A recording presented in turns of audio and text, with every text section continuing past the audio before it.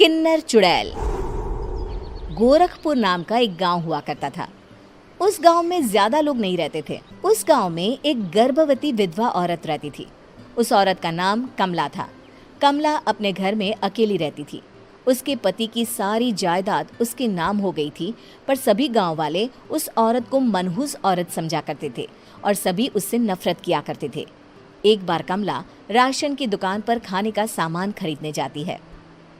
भैया जी, जरा 1 किलो दाल चावल देना। अरे हाय हाय हाय हाय हाय हाय! अरे मनहूस औरत, मेरी दुकान में अपशुगन करवाने आ गई क्या? हैं? चल जा यहाँ से। मैं कुछ नहीं देने वाला हूँ तुझे। भाग भाग यहाँ से, चल जा, निकल। भैया जी, ऐसा मत कहिए। मैं गर्भवती हूँ, मुझे खाने की बहुत जरूरत है। मुझे खाना दे दीजिए।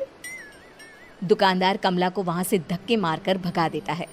तभी कमला रोते रोते उस गांव के किन्नरों के इलाके में आ जाती है। गांव वाले किन्नरों को उसी इलाके में रखा करते थे, क्योंकि वो लोग किन्नरों को पसंद नहीं करते थे और उनके इलाके में रहने से मना करते थे। तो किन्नरों ने उसी गांव में अपना एक इलाका बना लिया था। जब किन्नर लोग देखते हैं कि एक गर्भवती महिला रोते रोते उनके इलाके में आ गई है, तो सारे किन्नर कमला के पास जाकर उसका हाल पूछने लगते हैं। क्या हुआ बहन, तुम्हारी गर्भवती अवस्था में इतनी बुरी हालत कैसे है? तुम रो क्यों रही हो? तुम डरो मत, हम तुम्हें कोई नुकसान नहीं पहुंचाएंगे। तुम शांत होकर सब बताओ कि हुआ क्या है। मैं कमला हूँ। मैं गांव के दूसरे इलाके से आई हूँ। 2 महीने पहले ही मेरे पति की मौत हुई है। मुझे गांव के लोग मनहूस मानते हैं, क्योंकि मैं विधवा हूँ और गर्भवती भी। वहाँ के लोग मुझे खाने के लिए कुछ बेचने के लिए भी तैयार नहीं, जिससे मेरा गुजारा नहीं हो रहा था। कोई बात नहीं कमला, हम तुम्हारा ख्याल रखेंगे। किन्नर लोग कमला को एक खाली घर में रहने के लिए जगह दे देते हैं और उसकी देखभाल भी करते हैं। कुछ ही महीने बाद कमला अपने बच्चे को जन्म देती है, पर अफसोस, कमला बच्चे को जन्म देते ही अपनी जान गंवा देती है। जब सब किन्नर बच्चे को देखते हैं तो बहुत खुश हो जाते हैं, क्योंकि वो बच्चा भी किन्नर ही था। कमला ने एक किन्नर बच्चे को जन्म दिया था। अब इस बच्चे की देखभाल कौन करेगा? हम तो इस बच्चे को गांव के दूसरे इलाके में भी नहीं भेज सकते। और तो क्या हुआ, इस बच्चे की माँ नहीं रही तो हम इसे पालेंगे। अब ये हमारे इलाके में रहेगा, हमारे साथ रहेगा। फिर वो किन्नर उस किन्नर बच्चे को गोद ले लेते हैं, उसका नामकरण कराते हैं। उस किन्नर बच्चे का नाम शक्ति रखा जाता है। देखते ही देखते शक्ति बड़ी होने लगती है। उसके रंग रूप बहुत सुंदर थे। वो बहुत सुंदर किन्नर दिखती है। एक दिन शक्ति एक किन्नर से पूछती है, माँ जी सुनिए ना, ये गांव के दूसरे इलाके में भी तो लोग रहते हैं, तो हम वहाँ क्यों नहीं जाते? हम उनसे अलग क्यों रहते हैं? शक्ति, क्योंकि वो लोग हमारे जैसे नहीं, वो लोग हमें पसंद नहीं करते, इसीलिए हम उनसे अलग रहते हैं। क्यों? वो हमें क्यों पसंद नहीं करते? मुझे एक बार उस इलाके में जाना है। मैं एक बार वहाँ जाकर घूम कर आऊँ। शक्ति, खबरदार, जो तू उस इलाके में कभी भी गई तो अपनी जान नहीं गंवाना चाहती तो उस इलाके में कभी कदम भी नहीं रखेगी, समझी? इतना कहकर वो किन्नर वहाँ से चली जाती है। शक्ति उस किन्नर की बात सुनकर बहुत रोती है। माँ जी, ऐसा कैसे कह सकती हैं? उन्होंने इतनी सी बात के लिए मुझे इतना डांटा। अब तो मैं उस इलाके में ज़रूर जाऊंगी। फिर एक दिन शक्ति गांव के दूसरे इलाके में चुपके से जाती है। ये लोग तो हमारे जैसे ही इंसान हैं, तो ये हमसे नफरत क्यों करते हैं? जब शक्ति उस इलाके में पहुंचती है तो गांव के सारे आदमी उसके रूप से मोहित हो जाते हैं। वो लोग ये अंदाज़ा नहीं लगा पाते कि वो किन्नर है। शक्ति की सुंदरता देखकर सारे गांव वाले उसकी तारीफ करने लगते हैं। तभी गांव का चक्कर लगाने गांव के जमींदार का बेटा हर्ष वहां पहुंचता है। हर्ष भी दिखने में बहुत सुंदर होता है। जब हर्ष ने शक्ति को देखा तो वो भी उससे मोहित हो गया, और जब शक्ति की नज़र हर्ष पर पड़ी तो वो हर्ष को देखकर मोहित हो गई। आपको पहले कभी इस गांव में देखा नहीं। इस गांव में आप नए हैं क्या? जी नहीं, वो मैं बस।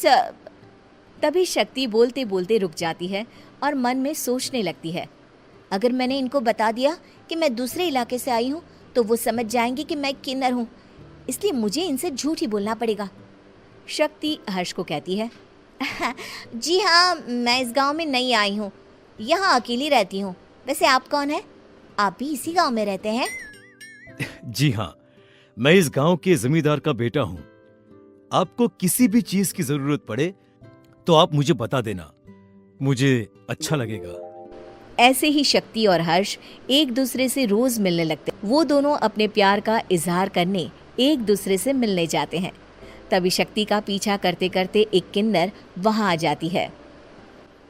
शक्ति, शक्ति, मैं तुमसे बहुत प्यार करता हूँ। मैं तुमसे शादी करना चाहता हूँ। क्या तुम मुझसे शादी करोगी? हाँ हर्ष, मैं तुमसे शादी करूँगी, पर मैं तुमको अपने बारे में एक सच्चाई बताना चाहती हूँ जो मैंने तुमसे छुपा कर रखी है। तभी उनके बीच में ही वो किन्नर आ जाती है। शक्ति, तेरी हिम्मत कैसे हुई ऐसा करने की? वो किन्नर शक्ति को खींचकर गांव के जमींदार के पास ले जाती है। हर्ष भी वहां शक्ति को बचाने के लिए पहुंच जाता है। जमींदार शक्ति और हर्ष के प्यार के बारे में सुनकर गुस्से में आ जाता है और शक्ति को गांव के बाहर निकालने की सजा देता है। शक्ति ये बात सहन नहीं कर पाती और कुएं में कूदकर अपनी जान दे देती है।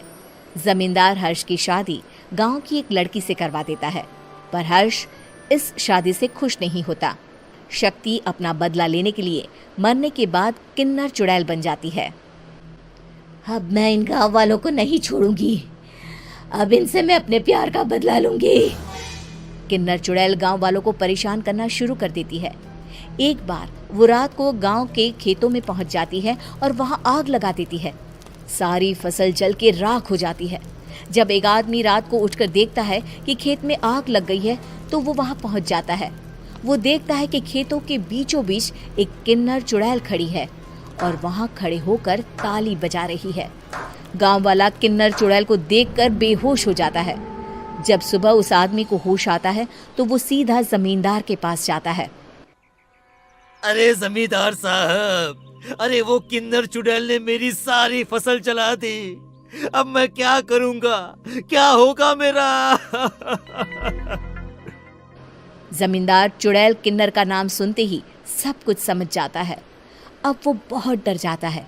उसी रात को जब जमींदार डर के मारे अपने कमरे में सो नहीं पाता, तभी वहां अचानक से किन्नर चुड़ैल आ जाती है।